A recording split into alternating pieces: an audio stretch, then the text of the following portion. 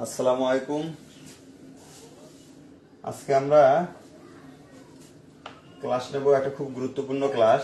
এটা হচ্ছে protozoal disease.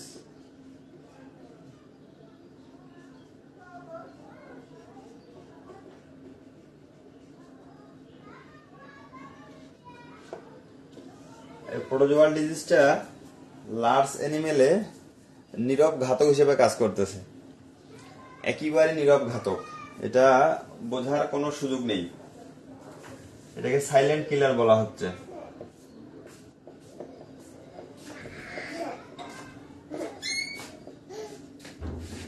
Silent killer অর্থাৎ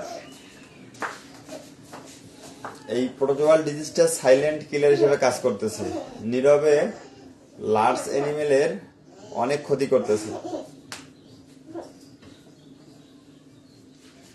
আমরা প্রোটোজোয়াল ডিজিজকে যে অ্যাঙ্গেল থেকে দেখি বা যে দৃষ্টিকোণ থেকে দেখি, প্রোটোজোয়াল ডিজিজগুলো এর বাইরেও অনেক ক্ষতি করে। অর্থাৎ এই প্রোটোজোয়াল ডিজিজগুলো শুধুমাত্র নির্দিষ্ট ক্লিনিক্যাল সাইন সিমটম বহন করে না, এর বাইরেও তারা অনেক কিছু করে।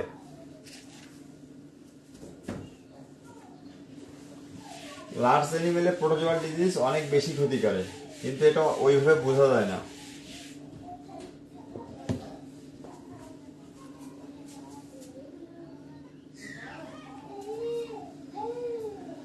যেমন আমরা প্রোটোজোয়াল ডিজিজ যেগুলো মেনলি হয়, থেইলেরিয়া,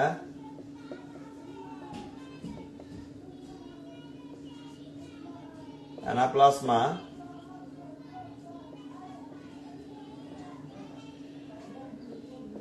বেবিসিয়া, থেলেরিওসিস, অ্যানাপ্লাজমোসিস এবং বেবিসিওসিস, এই তিনটা মূলত আমাদের লার্জ অ্যানিমেলে বেশি প্রভাব বিস্তার করতেছে।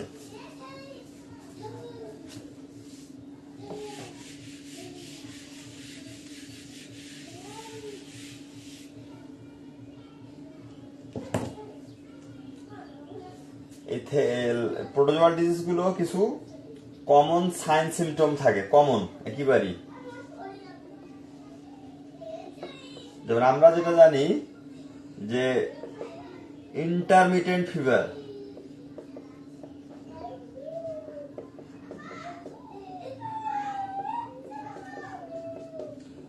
অর্থাৎ একটা গরুর যখন দীর্ঘমেয়াদী জ্বর হয় বা এরকম হয় যে জ্বর আসে আবার চলে যায়, কখনো জ্বর থাকে কখনো থাকে না, এই ধরনের জ্বর হলে বা দীর্ঘমেয়াদী জ্বর হলে আমরা মনে করি সেটা প্রোটোজোয়াল ডিজিজ, এরকম মনে করি। তারপর হচ্ছে যে যেমন বেবিসিওসিস, যেটা কফি কালার ইউরিন হয়,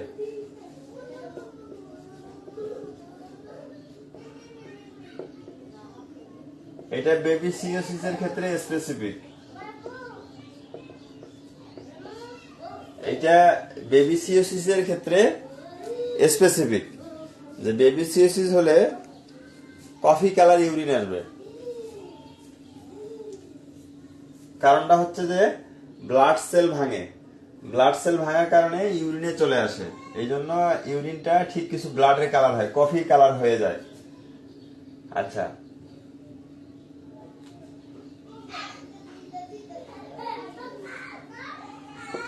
অ্যানিমেল গুলাকে দেখলে রোগাক্রান্ত মনে হবে।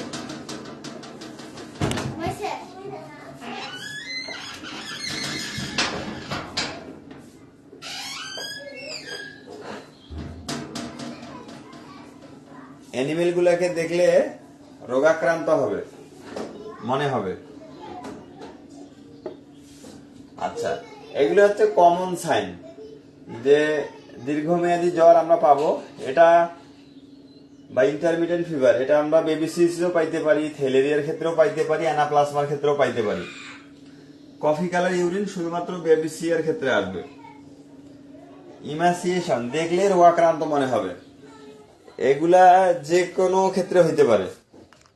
যে প্রোটোজোয়াল ডিজিজে অ্যানিমেলের খাওয়া চালু থাকে, যেমন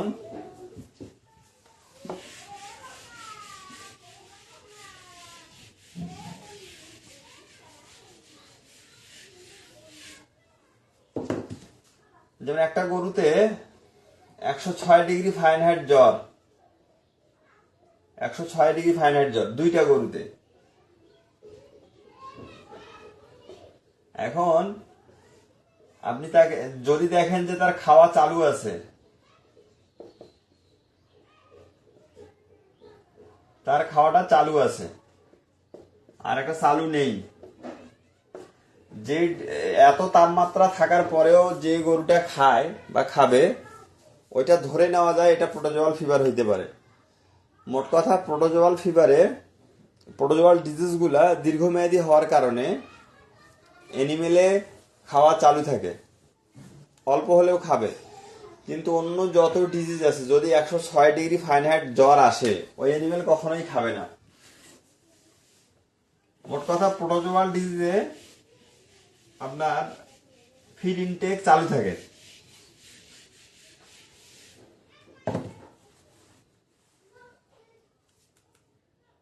আচ্ছা, এখন এই যে প্রোটোজোয়াল যে ডিজিজ গুলো আছে বা প্রোটোজোয়া যেগুলো আছে, এগুলা কিছু কিছু ডিজিজে প্রিডিসপোজিং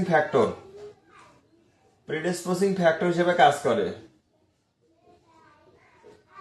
এইটা মনে রাখতে হবে, এটা খুবই ইম্পর্টেন্ট। তার মানে প্রোটোজোয়া,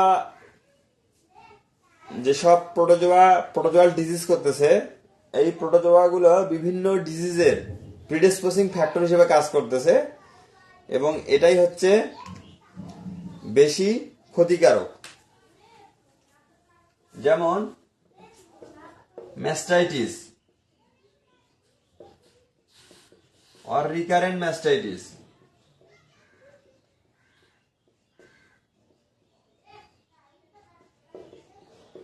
এটা কিরকম, যে একটা গরুতে আপনার একিউট ম্যাস্টাইটিস হয়েছে, একটা গরুতে একিউট ম্যাস্টাইটিস হয়েছে, কিন্তু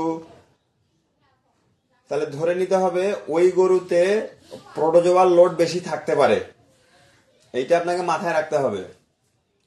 অথবা রিকারেন্ট ম্যাস্টাইটিস, যে ম্যাস্টাইটিস হয়েছে, আপনি ট্রিটমেন্ট দিচ্ছেন, ভালো হচ্ছে, 5 দিন বা 7 দিন পর আবার হচ্ছে, এই ধরনের কেস যদি আপনি কখনো পান, এটা মোটামুটি কনফার্ম যে ওই গরুটাতে প্রোটোজোয়ার কারণে এটা হচ্ছে।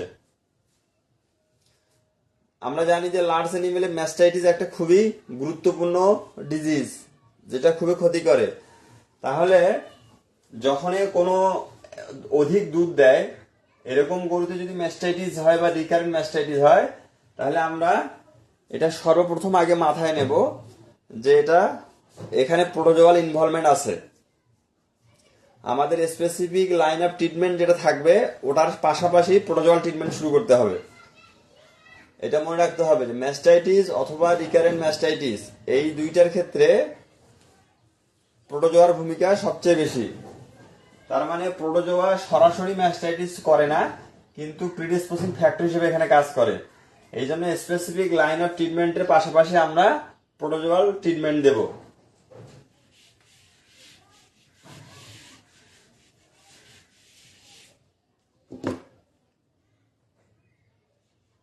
দুই নম্বরে হাইপোক্যালসিমিয়া আর মিল্ক ফিভার।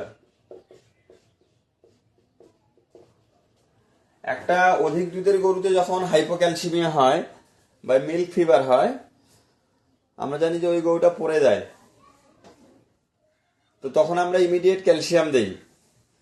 তো অধিকাংশ সময় গরু ভালো হয়ে যায়, কিছু কিছু ক্ষেত্রে দেখা যায় যে ক্যালসিয়াম দেওয়ার পরেও গরুটা দাঁড়ায় না, এরকম হয়। তখন আমরা আরো ক্যালসিয়াম দিতেই থাকি এরকম। তো এই ক্ষেত্রে মনে রাখতে হবে যে ওই গরুতে তার থেলেরিয়া বা অ্যানাপ্লাজমা থাকতে পারে। এই জন্য তখন আমরা আর ক্যালসিয়াম না দিয়ে আমরা দ্রুত প্রোটোজোয়াল ট্রিটমেন্ট শুরু করব। যে একটা গরুতে মিল্ক ফিভার হয়েছে, আপনি ক্যালসিয়াম দিছেন কিন্তু গরু দাঁড়াচ্ছে না, গরু এমনি আদার্স সব ওকে, আপনি আরো ক্যালসিয়াম দিচ্ছেন, গরু দাঁড়াচ্ছে না, তাহলে আর ক্যালসিয়াম দেওয়া ঠিক হবে না। দ্রুত যদি সম্ভব হয় প্রোটোজোয়াল টেস্ট করে দিবেন অথবা ডাইরেক্ট অ্যান্টি প্রোটোজোয়াল ড্রাগ দিতে হবে। কারণ প্রোটোজোয়া যখন থাকবে তখন ওই বডিতে ক্যালসিয়াম বাইন্ড হবে না, তার মানে আপনি যে ক্যালসিয়ামটা দিচ্ছেন এটা বাইন্ড হতে পারতেছে না, এই জন্য গরু রেসপন্স করতেছে না। তাহলে দ্রুত আপনাকে অ্যান্টি প্রোটোজোয়াল ড্রাগ দিতে হবে। যেমন আমরা এই দেখবেন অনেক গরু পাই না রিকাম্বেন্সি,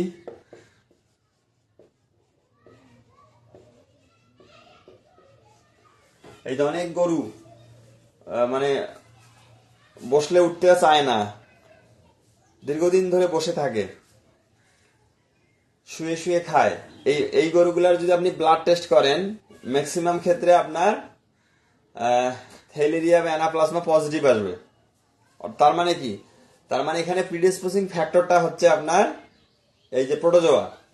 প্রোটোজোয়া আপনার ক্যালসিয়াম বাইন্ড করতে দিচ্ছে না, তা আপনার ব্লাড সেল ভাঙতেছে, সবকিছু করতেছে প্রোটোজোয়া। কিন্তু আপনি বাইরে থেকে যতই দেন, আপনি প্রোটোজোয়াকে রিমুভ না করা পর্যন্ত, কিল না করা পর্যন্ত এটা সলিউশন আসবে না। তখন ইমিডিয়েট আপনাকে অ্যান্টি প্রোটোজোয়াল দিতে হবে। কিন্তু আমরা কিন্তু এগুলো এইভাবে ভাবি না কখনো, আমরা অন্যদিকে যাই লাইন অফ ট্রিটমেন্টে। দেখবেন কিছু কিছু গরু খাওয়া দাওয়া সব ঠিক, কিন্তু সে ডে বাই ডে শুকায় যায়। এগুলোর ক্ষেত্রেও আপনাকে অ্যান্টি প্রোটোজোয়াল ট্রিটমেন্ট শুরু করতে হবে।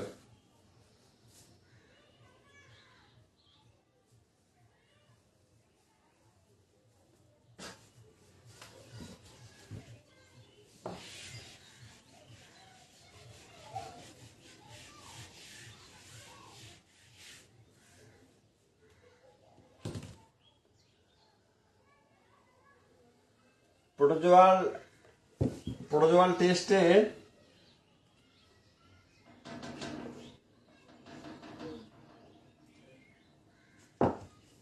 প্রোটোজোয়াল টেস্ট যেগুলো করে তারা এইভাবে ইন্ডিকেশন দেয়,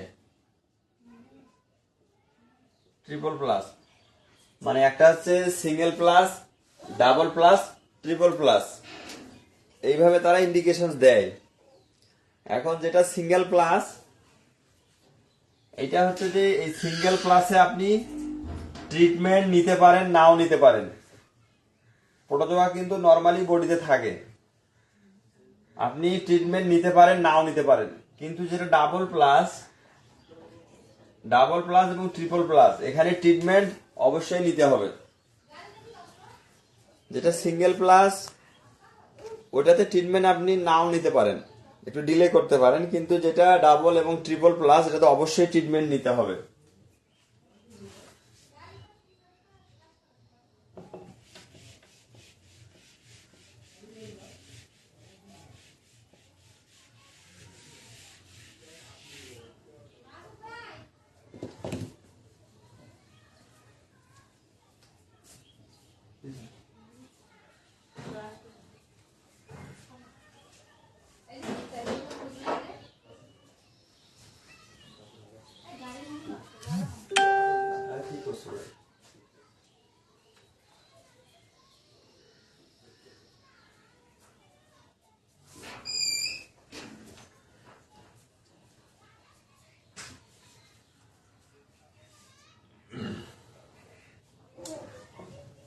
এখন ওই যে আমরা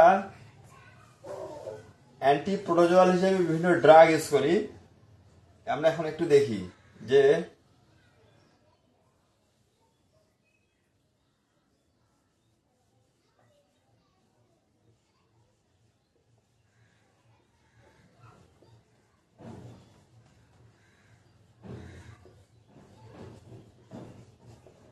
এই যে বুপারভাকুইন, যেটা এই যে বুপারভাকুইন ফর থ্যালেরিওসিস,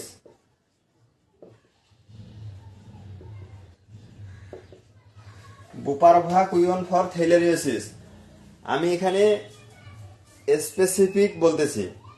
থ্যালেরিওসিসের জন্য যখন আপনি ড্রাগ চুজ করবেন, সেটা অবশ্যই বুপারভাকুইন হইতে হবে, স্পেসিফিক।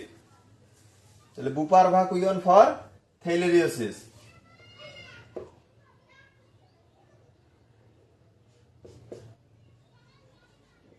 ইমিডোকার্ব ফর অ্যানাপ্লাজমোসিস,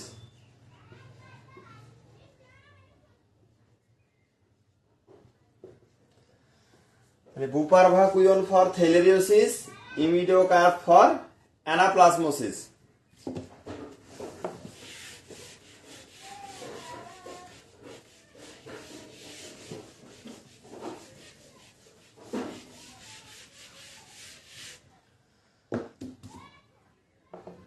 আর ডিমিনাজিন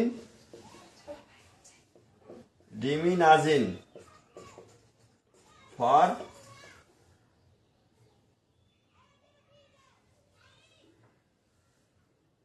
বেবিসিওসিস।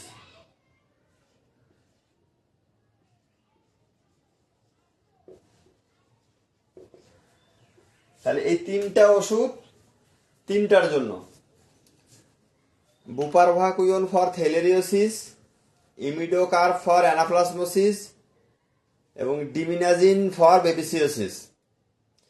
আপনার ডায়াগনোসিসটা কি সেই অনুযায়ী ট্রিটমেন্ট হবে। Mainly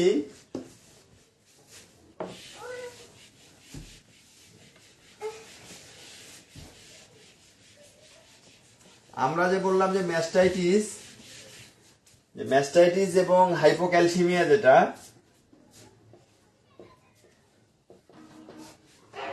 mastitis or recurrent mastitis, আর একটা আছে হাইপোক্যালসিমিয়া, যেটা এই দুইটার ক্ষেত্রে মূলত, বা রিকাম্বেন্সি, যে গরুকে ফেলে দেয়, উঠতে দেয় না,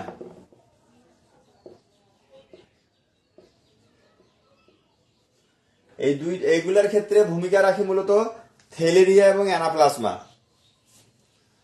ম্যাস্টাইটিস এবং রিকারেন্ট ম্যাস্টাইটিস এই ধরনের কেস পেলে আমাকে মাথায় নিতে হবে, আমরা তো অ্যান্টিবায়োটিক দেব, আমাদের সর্বপ্রথম মাথায় নিতে হবে যেখানে থ্যালেরিয়া এবং অ্যানাপ্লাজমার ভূমিকা আছে। হাইপোক্যালসিমিয়া এবং রিকাম্বেন্সি, এগুলা কেস কিন্তু আমরা কমন পাই, যে গরু উঠতেছে না, অনেক ক্যালসিয়াম দেওয়া হয়েছে, গরু উঠতেছে না। হ্যাঁ, সেটা দেশি গরুও হইতে পারে, এটা যে কোনো ব্রিডে হইতে পারে। তাহলে এগুলোর ক্ষেত্রে ভূমিকা রাখে মূলত থ্যালেরিয়া এবং অ্যানাপ্লাজমা।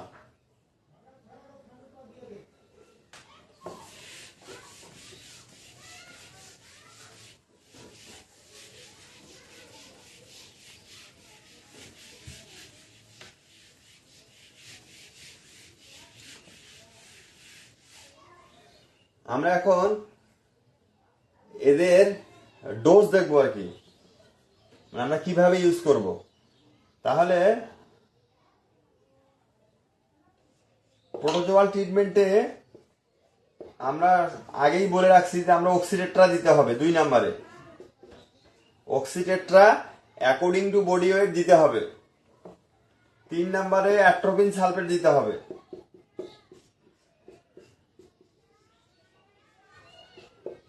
এগুলো আমরা আগে আলোচনা করছি যে অক্সিটেট্রা কেন দেব, যে প্রোটোজোয়াল ডিজিজে অক্সিটেট্রা দিতে হয়, এই জন্য আমরা অক্সিটেট্রা দেব।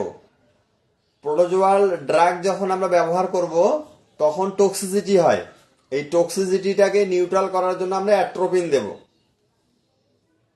এখন 1 নাম্বার হবে আমার স্পেসিফিক ড্রাগ। যদি থ্যালেরিওসিস হয় তাহলে আমরা বুপারভাকুইন দেব, যদি অ্যানাপ্লাজমা হয় তাহলে ইমিডোকার্ব দেব, যদি বেবিসিওসিস হয় তাহলে ডিমিনাজিন দেব। তাহলে 1 নাম্বারটা হচ্ছে আমার স্পেসিফিক, আমার ডায়াগনোসিস কি সেই অনুযায়ী আমি দেব। 2 নাম্বার অক্সিটেট্রা সবগুলাতেই থাকবে, অ্যাট্রোপিন সবগুলাতেই থাকবে। আচ্ছা, এখন আমরা স্পেসিফিকটা দেখি।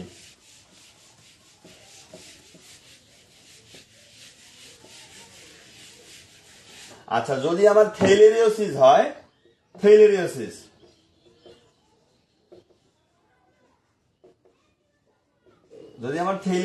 হয়, তাহলে আমরা দেবো injection বুপারভেট at the rate of 5 ml per 100 kg intramuscular। ঠিক আছে, এটা হচ্ছে ব্রিজ কোম্পানির, এটাতে আছে বুপারভাকুইন। তাহলে যখন আমি থ্যালেরিওসিস দেব তখন ইনজেকশন বুপারভেট, এখানে আছে বুপারভাকুইন 5 ml 100 কেজির জন্য। এই রেশিওতে যত ওজন হবে আমি ততই দেব।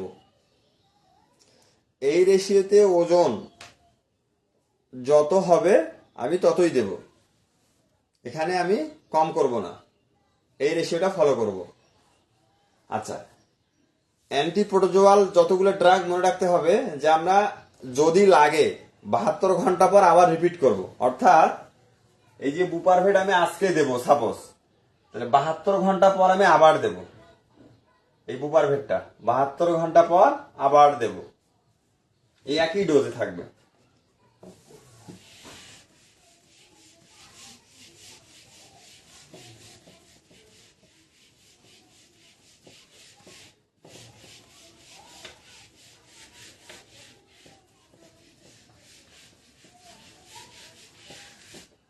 এবার যদি আমি অ্যানাপ্লাজমা ডায়াগনোসিস করি,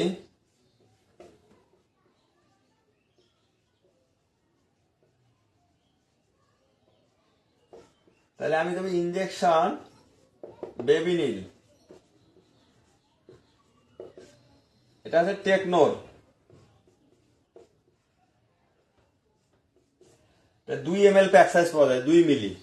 আর বুপারভেটটা 10 মিলি পাওয়া যায়। আচ্ছা, এটা 2 মিলি, এটা হচ্ছে at the rate of 1 ml per 100 KG. এটা আইএমও দেওয়া যাবে, সাবকাটও দেওয়া যাবে। তাহলে অ্যানাপ্লাজমা যদি আমি ডায়াগনোসিস করি, তাহলে 1 ml পার 100 কেজি চামড়ায়ও দিতে পারবো, মাংসেও দিতে পারবো।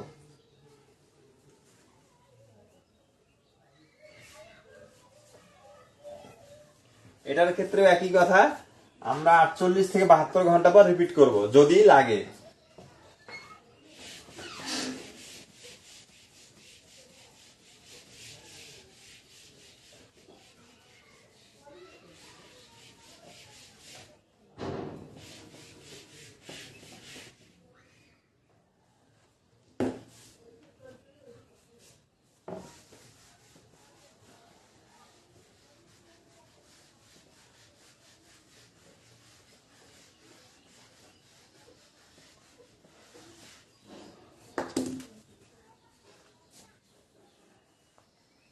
এবার যদি আমরা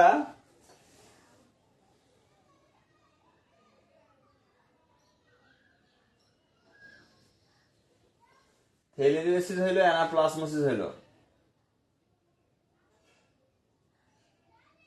বা বেবিসিওসিস আছে।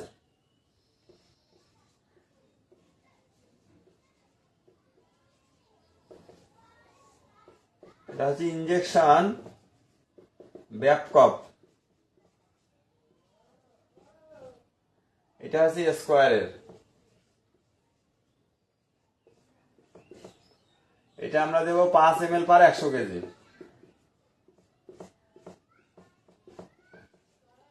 ইন্ট্রামাস্কুলার দেব ব্যাপকপ 5 ml পার 100 কেজি। এটা হচ্ছে বেবিসি, এটাতে আছে ডিমিনাজিন অ্যাসিটুলেট, ডেমিনাজিন। এটার ক্ষেত্রে একই কথা, যদি লাগে 48 থেকে 72 ঘন্টা পর আমরা আবার রিপিট করব। আর 2 নাম্বার এবং 3 নাম্বারে যেটা থাকবে, অক্সিডেট্রা অবশ্যই দিতে হবে, আর অ্যাট্রোপিন সালফেট অবশ্যই দিতে হবে, কারণ এই ড্রাগ গুলাতে খুব টক্সিসিটি হয়। যদি অ্যাট্রোপিন না দেই, যে কোনো সময় একটা দুর্ঘটনা ঘটে যাবে। গরু যত বড়ই হোক, অক্সিডেট্রা আমরা ওয়েট অনুসারে দেব, কারণ অক্সিডেট্রা কতটুকু দিতে হবে আমরা আলোচনা করছি স্পেসিফিক। আর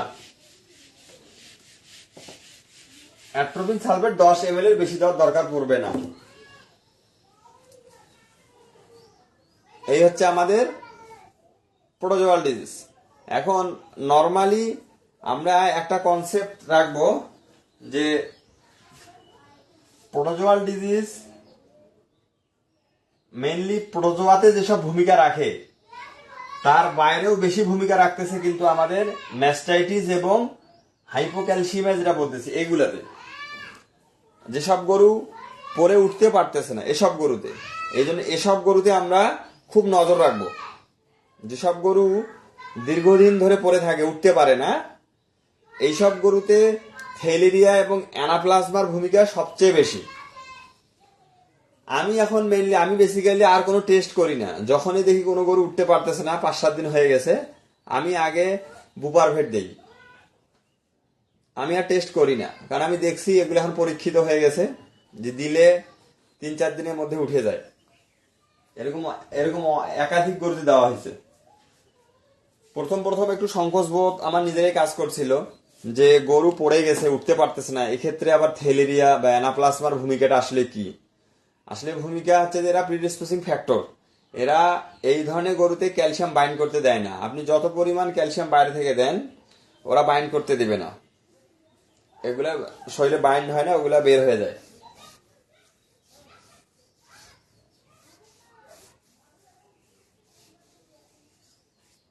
এই ইনফরমেশনগুলো হয়তো নতুন হইতে পারে, যেমন ম্যাস্টাইটিস, যে রিকারেন্ট ম্যাস্টাইটিস, যে একটা গরুতে বারবার ম্যাস্টাইটিস হচ্ছে, ট্রিটমেন্ট যখন আপনি দেন তখন ভালো হয়, 10 দিন 15 দিন পর আবার হয়। এরকম অনেক কেস পাবেন ফিল্ডে, অনেক কেস। এই গরুগুলোতে আপনি শুধু থ্যালেরিয়া ট্রিটমেন্ট দেন, তারপর দেখেন আর জীবনে ম্যাস্টাইটিস রিপিট করবে না। এখন এইটা আপনি করতে পারেন, আমরা যেটা করি বা আমি যেটা করি, যে একটা গরু সাপোজ ম্যাস্টাইটিস হয়েছে বা রিকারেন্ট ম্যাস্টাইটিস হয়েছে, এখন ম্যাস্টাইটিসের জন্য আপনি যে ধরনের অ্যান্টিবায়োটিক বা যে লাইন অফ ট্রিটমেন্ট আপনি ফলো করেন সেটা ঠিক রাখবেন। তার সাথে থ্যালেরিয়া ট্রিটমেন্ট হিসেবে আপনি বুপারভাকুইন এবং অ্যাট্রোপিন যোগ করবেন। অক্সিডেটরা যদি না দেন সেক্ষেত্রে কনসিডার করা যাবে। এখানে ভুল বোঝার কোনো কারণ নাই। যেহেতু রিকারেন্ট ম্যাস্টাইটিসে আপনি একটা অ্যান্টিবায়োটিক চুজ করছেন, আপনি একটা অ্যান্টিবায়োটিক তো দিবেনই বা ব্যথানাশক তো দিবেনই, তার সাথে আপনি বুপারভাকুইন এবং অ্যাট্রোপিনটা রাখেন। অক্সিডেটটা যদি না দেন ম্যান্ডেটরি না। বিষয়টা মানে কনফিউজ করার দরকার নাই যে আমরা তো বারবার বলছি অক্সিডেটটা দিতে হবে। আপনি যদি দেন তাহলে ওই যে ম্যাস্টাইটিস আপনি অন্য অ্যান্টিবায়োটিকটা তাহলে সরাই দিতে হবে, তখন অক্সিডেটটা দিতে হবে। আমি বলতে চাচ্ছি যে আপনি তো একটা স্পেসিফিক অ্যান্টিবায়োটিক চুজ করছেন, সেটা রেখে তার সাথে বুপারভাকুইন বা ইমিডোকাপ দেন, সমস্যা নেই। তো এরকম রিকারেন্ট ম্যাস্টাইটিস অনেকগুলো কেসে ম্যাস্টাইটিস ভালো হয় আবার হয় না। তো থ্যালেরিয়া ট্রিটমেন্ট দেওয়ার পর এখন 1 বছর হয়ে গেছে আর রিকারেন্ট হয়নি, তার মানে এটা তো প্রমাণিত। এটাকে আমরা বলতেছি রেসপন্স টু ট্রিটমেন্ট। যে অনেক গরু বসে উঠতেছে না, তাকে অনেক ক্যালসিয়াম দেওয়া হয়েছে, এখন তাকে মানে অ্যান্টি প্রোটোজোয়াল ড্রাগ দেওয়ার 1 দিন পরেই উঠে যাচ্ছে, তাহলে এটাকে আমরা কি রেসপন্স টু ট্রিটমেন্ট বলবো না? অবশ্যই রেসপন্স টু ট্রিটমেন্ট। এগুলো ইনফরমেশন নতুন মনে হইতে পারে, কারণ এই ইনফরমেশন গুলো প্রথম দিকে আমরাও মানে কনজিউম করতে কষ্ট হয়েছে, কিন্তু বিষয়টা এরকমই। যারা এগুলা ট্রাই করছে বা যারা করতেছে তারা কিন্তু এই বিষয়গুলো সম্পর্কে এখন সম্পূর্ণ অবগত আর কি। আমরা প্রোটোজোয়াল ড্রাগ নিয়ে বা প্রোটোজোয়া নিয়ে অনেক জায়গায় স্টাডি বন্ধ করছি, কিন্তু এই যে রিকারেন্ট ম্যাস্টাইটিস বা হাইপোক্যালসিমিয়া বা এই যে এক্সটার্নাল রিকাম্বেন্সি, এই ধরনের কোনো ডাটা পাওয়া যায়নি কোনো বইয়ে। বিদেশি লেখক এবং দেশি লেখক কোনো লেখকের বইয়ে এই ধরনের কথাগুলো পাওয়া যায়নি। কিন্তু এটাও বাস্তব যে যারা প্র্যাকটিস করতেছে দেশে এবং দেশের বাইরে, তারা কিন্তু এই লাইন অফ ট্রিটমেন্টটা ফলো করতেছে।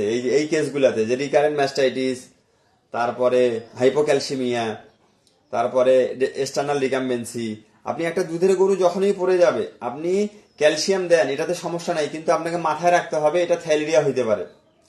থ্যালেরিয়া হলে ওই গরুটা উঠবে না, আর যদি থ্যালেরিয়া না হয় তাহলে কিন্তু উঠে যাবে। এটা আপনি এইভাবেও ডিফারেন্সিয়েট করতে পারেন যে একটা দুধের গরু পড়ে গেছে, একটা গরু 20 লিটার দুধ দেয়, পড়ে গেছে, আপনি ক্যালসিয়াম দেওয়ার পরে দেখলেন সে উঠে দাঁড়াইলো, তাহলে মোটামুটি ধরে নেন এটাতে থ্যালেরিয়ার লোড ওই পরিমাণে নাই। কিন্তু ক্যালসিয়াম দেওয়ার পরেও যদি না ওঠে, তাহলে এইবার আপনাকে শিওর হইতে হবে যে এটা অবশ্যই থ্যালেরিয়ার লোড আছে। এখন শিওর হওয়ার 2 ভাবে উপায় আছে। একটা হইতে পারে আপনি যদি আপনার সম্ভব হয় টেস্ট করেন, ব্লাড টেস্ট করেন, তারপরে ট্রিটমেন্ট নেন, অথবা ব্লাড টেস্ট ছাড়াই আপনি ট্রিটমেন্ট দিতে পারেন। কারণ ন্যাচারালি বা নর্মালি এই থ্যালেরিয়ার লোড বডিতে থাকে, কম আর বেশি থাকে।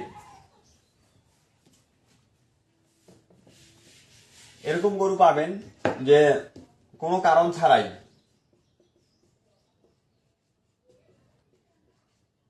উইদাউট এনি রিজন, যে কোনো কারণ ছাড়াই দেখবেন গরুটা আপনার কম খাচ্ছে এবং শুকাচ্ছে, কোনো কারণ নাই। আপনি একবারে যত রকম ট্রিটমেন্ট, লাইন অফ ট্রিটমেন্ট ঢালি দিয়েছেন, লিভার টনিক, ডিওয়ার্মিং, মাল্টিভিটামিন, মানে যত রকম দেওয়া যায়, কিন্তু আপনি রেজাল্ট পাচ্ছেন না। ওই গরুটাতে এবার আপনি থেলেরিয়া এবং অ্যানাপ্লাজমা ট্রিটমেন্ট দিয়ে দেখেন, আপনি নিজেই বুঝতে পারবেন যে আপনি কোন ম্যাজিক পাইলেন। আপনি দিয়ে দেখেন। তার মানে এই জন্য সাইলেন্ট কিলার বলা হচ্ছে, যে প্রোটোজোয়া গুলা এমন ভাবে আমাদের লার্জ অ্যানিমেলকে ক্ষতি করতেছে, যেটা আমরা ভুলেও একবারও চিন্তা পর্যন্ত করতেছি না। মানে একবার যে চিন্তা করব এটাও করিনি। আমি আমার প্র্যাকটিস লাইফে অনেক গরুকে মারছি, কিন্তু আমি এটা কখনো ভাবি নাই। ক্যালসিয়াম দিতে দিতে গরু দাঁড়ায় না, তারপর আমি কখনো ভাবি নাই যে এটা প্রোটোজোয়া হইতে পারে। গরু শেষমেশ মারা গেছে বা কসাইকে দিতে হয়েছে। কিন্তু যখন এই জিনিসটা আমার মাথায় আসলো, বা যখন আমরা এটা পাইলাম যে না এটা দেওয়া যায়, তারপর থেকে কিন্তু আর গরু কাসাইকে দিতে হয়নি। এরকম অনেক গরু পাওয়া গেছে আর কাসাইকে দিতে হয়নি।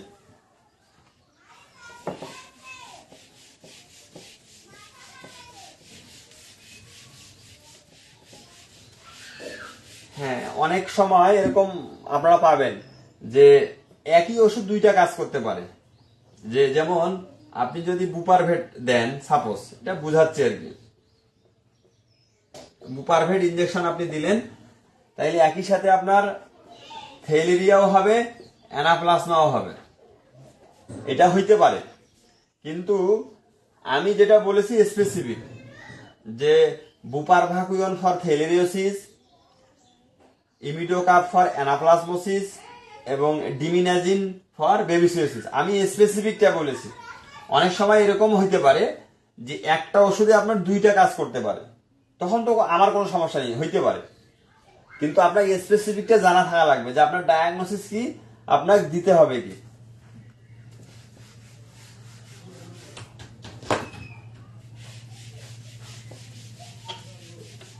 লার্জ এনিমেলে এই প্রোটোজোয়া যে পরিমাণ ক্ষতি করে আপনার ম্যাস্টাইটিস এবং রিকাম্বেন্সিতে, এইটা সলভ করতে পারলেই প্রোটোজোয়ার বংশ নির্মূল করা যাবে। আর প্রোটোজোয়াল ফিভার মানেই জ্বর কমে না, এটা এখন যে কেউ বলতে পারে যে যদি 3 দিন জ্বর না কমে এটা একটা কোয়াকো ধরে ফেলে। হ্যাঁ, কিন্তু আসলে এইটা ইয়া না, স্পেসিফিকেশন না। আপনার হাইপোক্যালসিমিয়া, রিকারেন্ট ম্যাস্টাইটিস এবং যে এক্সটার্নাল রিকাম্বেন্সি, এই প্রোটোজোয়ার মূল অ্যাটাকিং সাইড হচ্ছে এগুলা। প্রোটোজোয়া মূলত কাজ করে মেনলি এগুলাতে। আর আমরা যেটা আছি যে কফি কালার ইউরিন, সেটা বেবিসিওসিস, এগুলার পেশেন্ট খুবই খুবই কম, এগুলো হাজারে একটা। তো হাজারে একটা নিয়েও আমি কথা বলবো, এবং হাজারে যেটা ম্যাক্সিমাম যেটা হচ্ছে ম্যাস্টাইটিস, লার্জ এনিমেল মানেই কিন্তু ম্যাস্টাইটিস, যেটা অধিক দুধের গাভী, হাইপোক্যালসিমিয়া, এক্সটার্নাল রিকাম্বেন্সি, আমরা এগুলাতেও মানে কনসার্ন রাখবো আর কি।